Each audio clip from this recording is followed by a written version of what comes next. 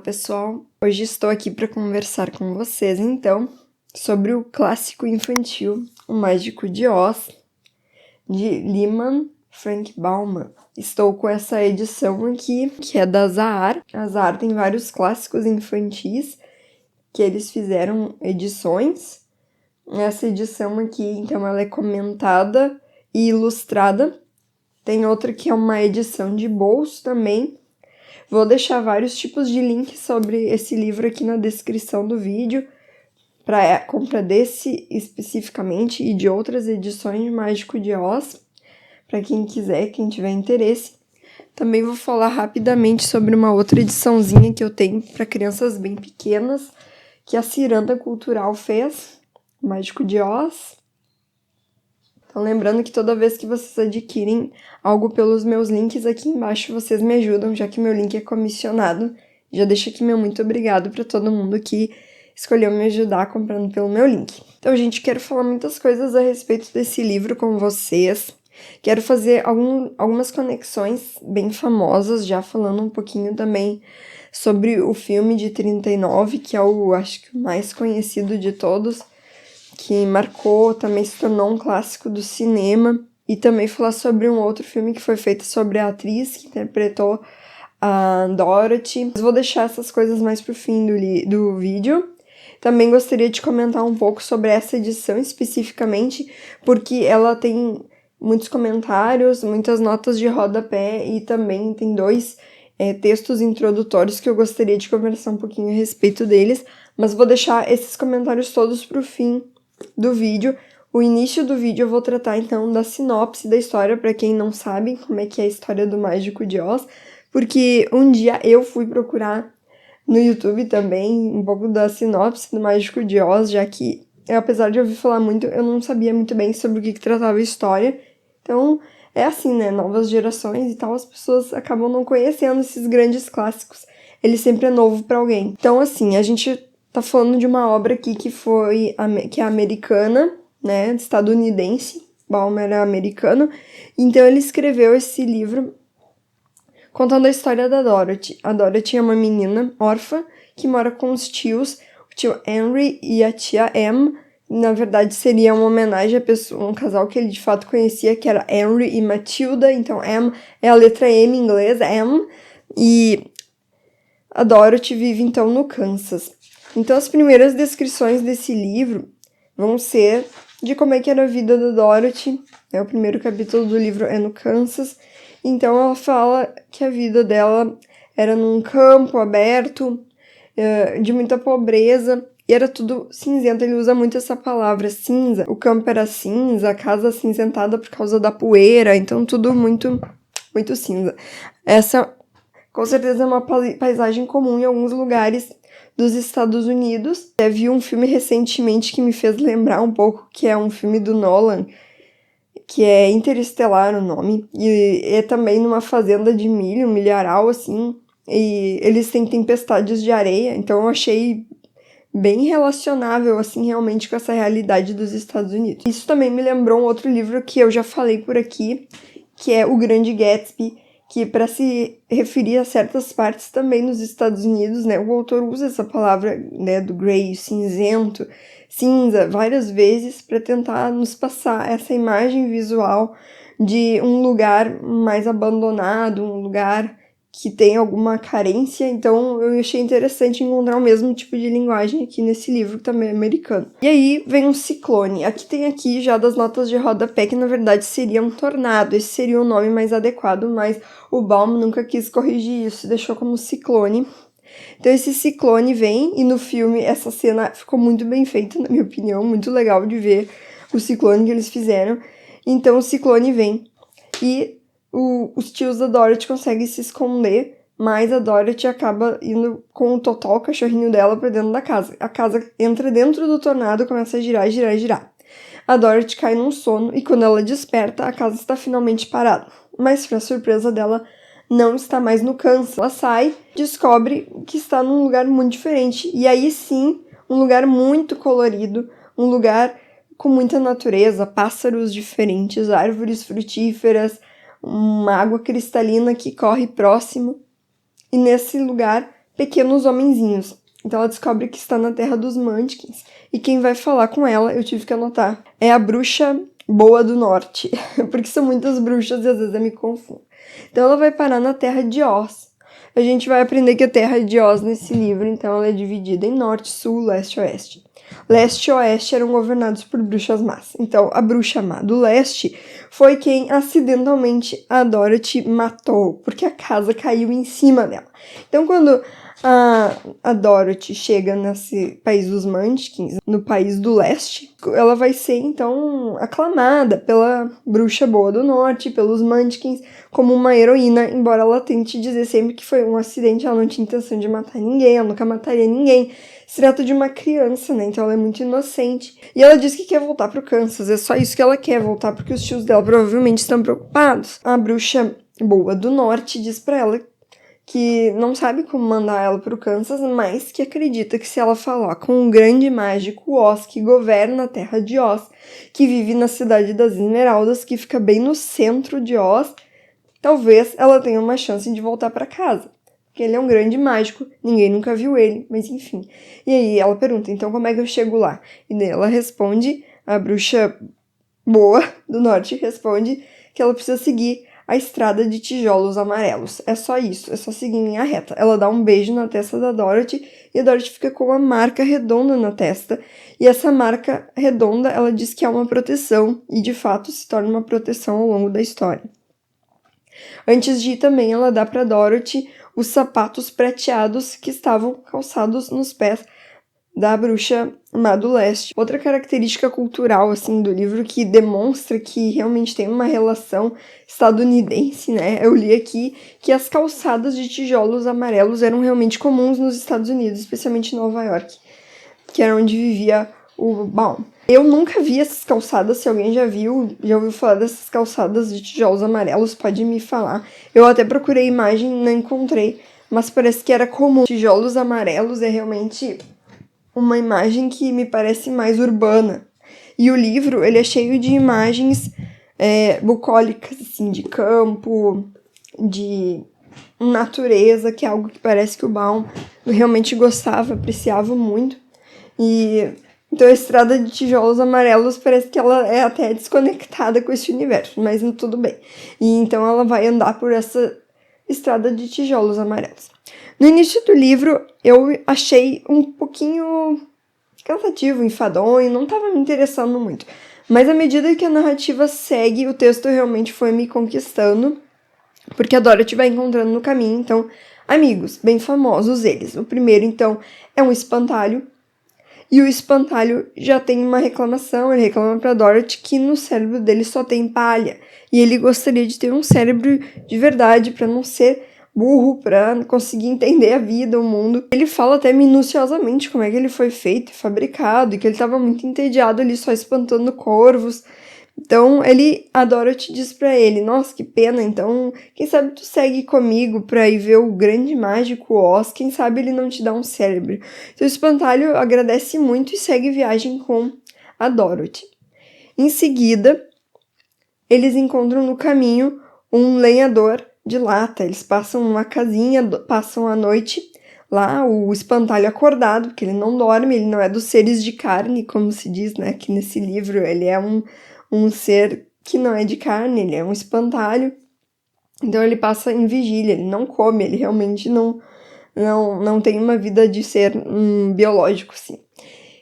E eles encontram um lenhador de lata, né? No filme do Mágico de Oz, eles chamam apenas de Homem de Lata, que ele tem mesmo um machado e ele tá travado.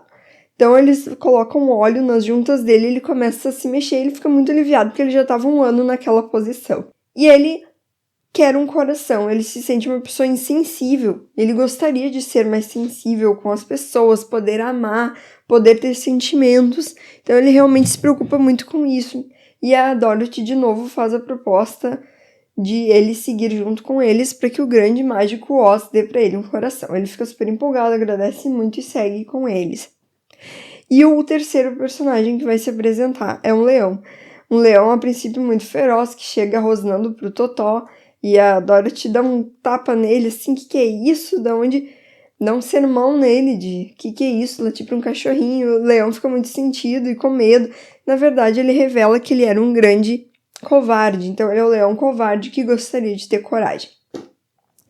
E ao longo desse trajeto, então, eles vão passar por aventuras, situações difíceis, mas em nenhum momento nenhum dos personagens se esquiva de ajudar no momento que sente que é com ele. Então, existem situações de perigo em que o leão defende e de fato mata inimigos, ou então o espantalho acaba tendo as grandes ideias para tirar eles de situações difíceis. O lenhador com seu machado se torna muito útil, mas ao longo desse caminho a gente vê que, na verdade, os elementos que os personagens buscam estão com eles durante o livro inteiro. Então, a gente percebe que o espantalho é quem realmente tem as grandes ideias, então ele não carece de um cérebro, porque ele já é o grande pensador, o grande filósofo do grupo, lenhador de lata.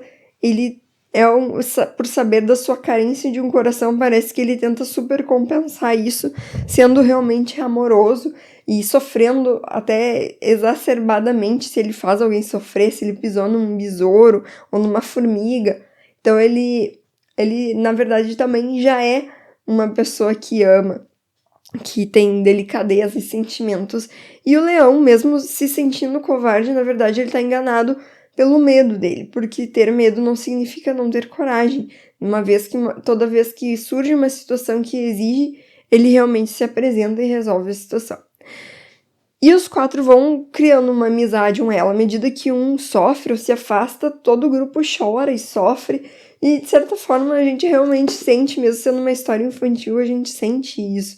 Sente aquela amizade. Me lembrou um pouco, assim, os personagens de Stephen King, né? Que ele faz aquelas amizades entre jovens e a gente, de alguma forma, se apega naquela amizade porque a gente acompanha a trajetória dos personagens. Então, seria uma trajetória de autodescobrimento e de autoestima. A Dorothy, por outro lado, ela é uma personagem que ela parece ser mais maternal, sempre atenta para as necessidades do grupo, e ela exerce de alguma forma, eu acho, uma espécie de liderança também, ser um centro, ser o coração do grupo. E ela é um contraste com o mágico, né? Quando eles chegam na Cidade das Esmeraldas, eles têm que colocar uns óculos, e esse óculos é verde, então tudo que eles enxergam é realmente verde, tudo brilha muito, cheio de joias. E o grande mágico tem certas restrições para recebê-los. Mas ele, por fim, aceita. E ele se apresenta como o grande Oz, grande e terrível. Dorothy se apresenta como Dorothy, pequena e humilde. Então ela leva como um traço forte de si mesma a humildade, sempre querendo algo muito simples, que é voltar para casa. Então ela é uma espécie de antítese do Oz. No entanto, mesmo a Dorothy sendo simples, ela consegue grandes feitos. Ela chama atenção pela marca que ela tem na testa, pelos sapatos prateados, que eram da Bruxa do Leste. Então parece que as pessoas vão olhando para ela e até às vezes confundindo ela com uma feiticeira. Ela vai adquirindo itens ao longo do caminho, dos trajetos dela. Então o grande e terrível Oz, para realizar o desejo deles, exige que matem a Bruxa Má do Oeste. Então eles ficam muito decepcionados com isso e vão então na tentativa de matar a bruxa. Eu vou parar por aqui para não dar mais spoilers, né? Acho que eu já falei bastante da trama, mas queria falar um pouquinho de algumas conclusões que eu tirei dessa história. Algumas eu já falei, então, dessa história de conquistas de cada um. De certa forma, é uma história também que ela não traz só uma autoestima, mas realmente uma realização para cada um dos personagens, porque eles saem de um lugar de insegurança e todos, de alguma forma, acabam conquistando, tirando a Dorothy, que só quer voltar para casa, conquistas de reinos, né? Eles ficam como sendo representantes e líderes, porque aos lugares que eles passam, eles conquistam os povos e acabam conseguindo esse lugar de liderança e de distinção. Tanto o leão, quanto o espantalho, quanto o homem de lata, todos conquistam esses lugares. Nesse sentido, é o que eu faria uma observação sobre ser um pouco mais político. Talvez também o papel que Oz tem na Cidade das Esmeraldas, né? Uma vez que ele manda todo mundo colocar um óculos, e aí então ele vem de uma imagem muito idealizada, não só dele mesmo, como da cidade. Então, nesse sentido, eu acredito que o livro tem um quê político. E eu já vou dizer por que eu estou falando isso. Então, eu vou falar dos textos de apoio.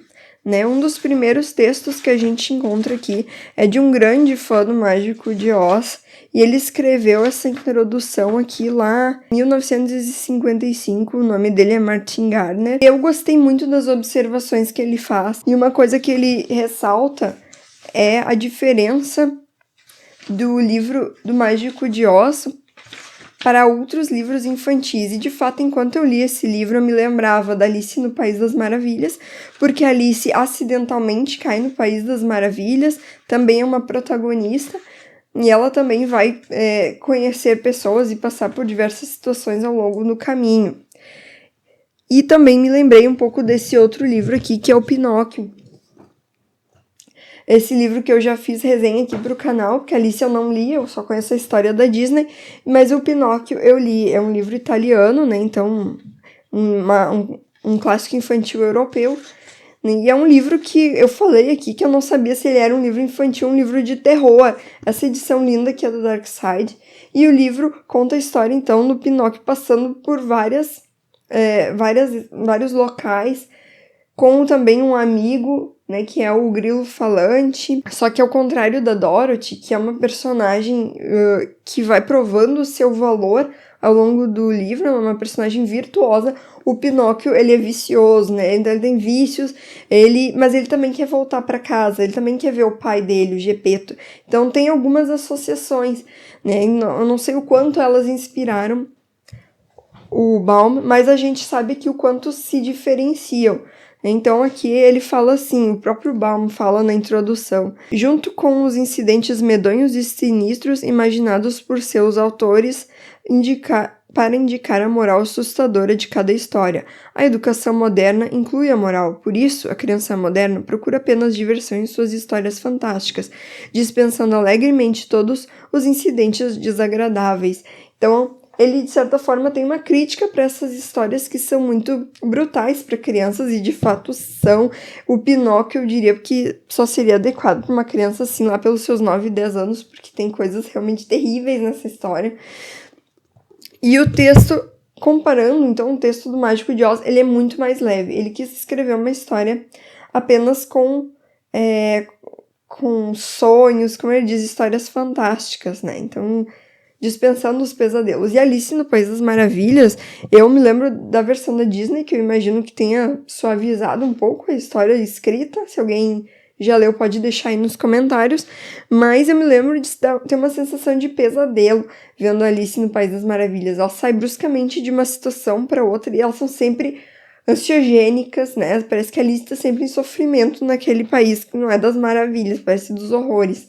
Então, realmente, dentre essas histórias infantis, eu senti que o Mágico de Oz, ele é bem mais leve. E tem realmente essa lição de amizade, de parceria, porque muitos dos desafios que os personagens passam aqui, eles só conseguem realmente chegar em Oz por causa do auxílio mútuo. Outra coisa que eu queria chamar a atenção desse texto de apoio aqui, que tem uma nota de rodapé no final que diz assim: ele aprendeu, esse homem que escreveu o texto, né, o Martin, ele aprendeu a ler sozinho, observando as páginas das histórias de Oz que sua mãe lhe contava. Para mim, isso aqui foi uma grande frase, um grande achado do livro, porque eu comprei o Mágico de Oz pensando principalmente no meu filho. E ele realmente se interessou muito por essa fantasia, ele gosta de pegar o livro e folhear. Eu devo mostrar aí para vocês algumas das ilustrações que o livro traz. E ele gosta de sentar e ficar olhando. Então, eu acho que essa é a grande magia dos livros infantis, né? Conseguir capturar as crianças e tu vê o menino no fim até aprendeu a ler com aquele livro que ele gostava, ele leu sozinho. Eu acho que os livros são, antes de tudo, isso. O que realmente me fez me incomodar com o segundo texto de apoio, que eu achei muito ruim, é de Gustavo Franco, ele é brasileiro, então ele é da PUC do Rio de Janeiro, ele foi um dos criadores do Plano Real e ele é um economista. Então é uma pessoa que com certeza entende muito de economia, mas eu não achei que ele entendesse muito de literatura, tá? Porque ele faz toda uma relação do Mágico de Oz com uma linguagem política. E assim, quando eu falo política, não é em grandes linhas. Ele fala uma relação muito específica, tentando comparar cada personagem ao que acontecia nos Estados Unidos na época em que o livro foi escrito, e eu achei assim que ele forçou demais a barra. E de novo eu volto para o texto introdutório que o próprio Baum escreveu. Ele disse assim: com essa ideia em mente, a história do Mágico de Oz foi escrita apenas para o prazer das crianças de hoje. Tá? Pretende ser um conto de fadas modernizado, em que a admiração e a alegria se conservam e os sofrimentos e pesadelos são deixados de fora. Então, assim, tem um ar político, eu até encontrei no livro. Como eu falei, né, o Oz, ele é um governante. Cada um dos personagens desse livro, tirando a Dorothy, acaba se transformando numa figura de liderança. Então, tem questões que a gente pode relacionar ao poder, à política, mas eu não acho que essa fosse toda uma linguagem indireta para fazer um subtexto para os adultos entenderem o contexto político, não. E o próprio Baum mesmo parece que tenta dizer que o foco principal do livro era criar uma fantasia agradável para as crianças, e ele fez isso muito bem. Então, eu achei o segundo texto muito ruim, na minha opinião, tá? Tem um capítulo do livro que me chamou muita atenção, o título, O Campo de Papoulas da Morte. Eu achei um título poético até. Mais uma figura muito comum nos Estados Unidos, então, são os campos de papoulas. São flores lindas, muito coloridas. E a grande ironia é que, apesar desses campos serem muito lindos, eles são intoxicantes, né? Porque as papoulas, elas realmente produzem, né, substâncias químicas entorpecentes, e nesse livro não é diferente. Quando os personagens vão passando, eles correm o grande risco de cair num sono e dormir para sempre, como ele diz, né? Então, tem uma morte por causa dessas substâncias que estão no ar. E eu fazia essa analogia do título deste capítulo com o filme de 1939, criado pela MGM, que foi realmente um grande clássico do cinema, que ele foi muito lindo, mas também tem muito a ver com toxicidade, uma vez que o filme foi feito de uma forma muito desumana com os atores do filme e toda a produção, todos que estavam envolvidos na produção do filme. Eu vou deixar aqui na descrição desse vídeo um link para um documentário feito pelo Brasil Paralelo. Tá muito bom, dei uma olhada, falando sobre como é que foi produzido o Mágico de Oz. E assim, apesar de ser um filme que realmente ficou muito bom, muito encantador, tem músicas que marcaram, né, o Somewhere Over the Rainbow, e além de musical, é a técnica Technicolor que eles usaram para colorir. Então o filme começa em sépia e termina em sépia, né, porque começa no Kansas e termina no Kansas, e ele passa por uma coloração muito vibrante. E isso tem a ver, então, com o texto do Mágico de Oz, que começa naquela cidade acinzentada e depois passa para um lugar muito colorido, em que as cores primárias são muito importantes. Tem a cidade verde das esmeraldas, a cidade amarela, a cidade vermelha, enfim, tudo assim, muito com as cores muito marcantes. Então, o filme explora muito isso. E tem toda uma imagem teatral dos atores, na interpretação deles. Ficou muito bonito, mas é triste ver o filme sabendo disso, sabendo do sofrimento que eles encaravam por trás. Então, veja esse documentário, eu não vou entrar em detalhes, mas basicamente era extremamente quente o cenário, as roupas deles eram terríveis. A Dorothy, então, o sofrimento específico dela foi tratado também num outro filme, que é Judy, o nome interpretado por ela, Renée Zellweger. Eu não sei se eu falei certo o nome dela, mas é a mesma atriz que fez o Diário de Bridget Jones, e ela trabalhou muito bem nesse filme. E no filme trata, então, como a atriz sofreu diversos abusos sexuais e também teve que utilizar diversas drogas para se manter mais acordada, para não comer. Todos os artistas tinham que fazer restrições alimentares seríssimas, só com dietas líquidas. Então, assim, muito desumano o tratamento. Sofreu muito a atriz principal, a Judy. Então, é triste pensar isso.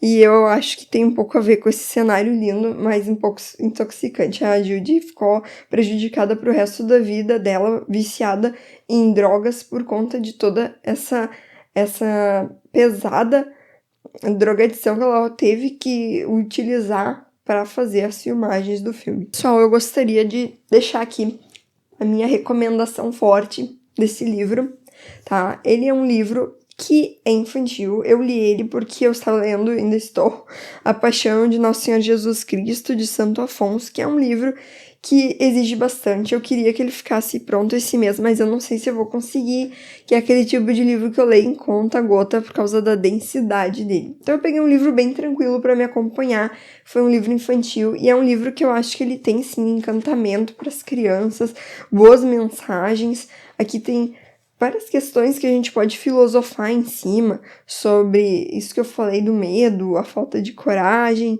sobre questões sobre o que é mais importante, a razão, a emoção, enfim, diversas questões que são suavemente tratadas. É um livro que não subestima o leitor infantil, porque ele não diz assim, criança, meu leitor, você percebeu que o leão, ele tinha coragem, apesar de dizer que era covarde, ou que o homem, o lenhador de lata, ele tinha emoções, apesar de dizer que não tinha um coração? Não, ele não vai te dizer isso. É uma coisa que a gente vai concluir no subtexto, né, que os personagens já tinham com eles o que eles precisavam.